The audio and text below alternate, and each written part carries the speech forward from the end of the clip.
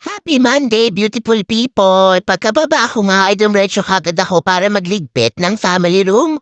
Nag-update na rin tayo ng ating kalendaryo. Today is December 4, 21 days to go before Christmas. At ayan na nga ang ating Mr. Swimmer, antok na antok pa at may hangover pa. Dahil sa kanyang two-day event nung weekend. Naghanda din tayo ng almusal ng mga bagets at ngayon nga ay magluluto tayo ng spam. Isa nga ito sa pinakapaborito na ulam ng ating mga anak. Kaya naman hindi tayo pwedeng mawalan yan sa bahay. Meron din tayo matirang bahaw kaya initin din natin yan dahil sayang naman. Pagkatapos nga nating mag-prepare ng spam at tatapos na rin tayong mag-init ng kanin, inihanda ko na ang pagkain ng aking bunso. Siyempre naman marami silang activities for today kaya hindi sila pwedeng mawala ng vitamins. Importante yan mga mamis, dapat siguraduhin natin na walang sakit at healthy ang ating mga anak. Pine-prepare ko na yan dahil kung hindi ko yan gagawin ay makakalimutan nila yan. Si daddy nga ay merong long day of work kaya naman ipagkanda din natin siya ng spam sandwich. Pagkatapos nga ay nag-prepare din ako ng aking morning coffee because coffee is life. Ang almusal nga natin for today ay pansit na ginawa natin noong isang araw.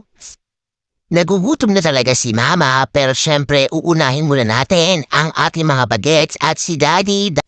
Ang pansit nga na ito ay dapat na ihahanda natin nung birthday ng aking bunso pero hindi na natin nagawa yan dahil naging busy ang ating kabuhayan. At syempre nag-prepare din tayo ng ating kape for work.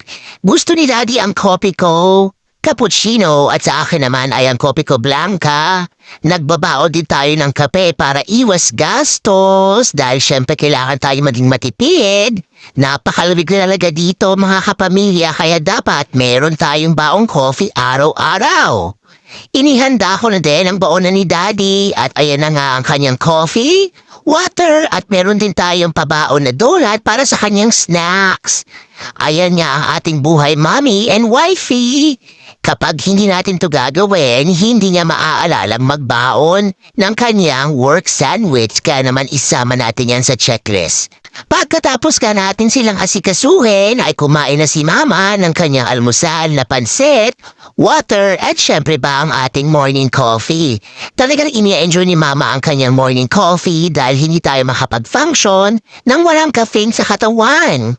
Ang pansit nga nito ay napakasarap at talaga namang namimiss ko nang kumain ito. Ilang buwan na din ako nagkikrave kumain ng pansit kaya naman, ayan at nag-enjoy tayo. Ayan na nga ang aking mga anak, tapos na rin silang kumain at nagpipila din tayo ng ating work bag. Siyempre hindi pa rin tayo tapos magkape kaya naman ubusin natin yan dahil sayang naman. Ako nga ako maghahatid sa mga bagets at inihanda ko na ang aking computer at cellphone.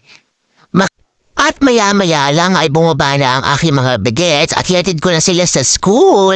Ready na tayong pumasok sa work. Thank you so much for watching my reels and videos. Remember, every guessing is always a blessing. Bye-bye!